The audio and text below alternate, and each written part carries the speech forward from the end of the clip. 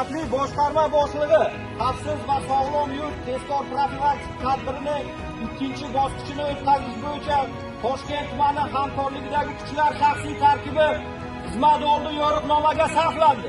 Ma'lumot beruvchi Mayor Alimov.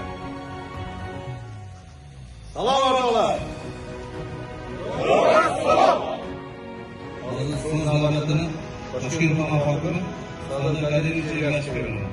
Jinoyatchilikka, ayniqsa uyushgan narko jinoyatchilikka qarshi kurashish faoliyatini sifat jihatdan yangi bosqichga olib chiqish orqali aholimizni, birinchi navbatda yoshlarimizni sog'lig'ini muhofaza qilish maqsadida tizimli kompleks chora-tadbirlari amalga oshirilmoqda.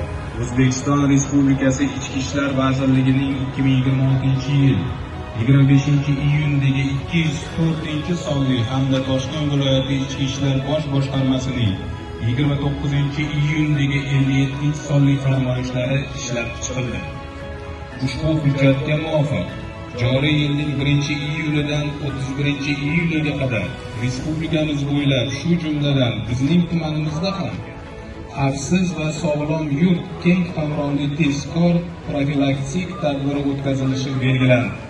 Asosiy maqsadimiz har bir mahalla, har bir ko'cha va xonadonda tinchlik, xavfsizlik va osoyishtalik muhitini to'liq ta'minlash, huquqbuzarliklarga nisbatan jamiyatda murosasiz munosabatni shakllantirish hamda fuqarolarimizning huquqiy madaniyatini yanada yuksaltirishdan iboratligini esimizda tutishimiz kerak.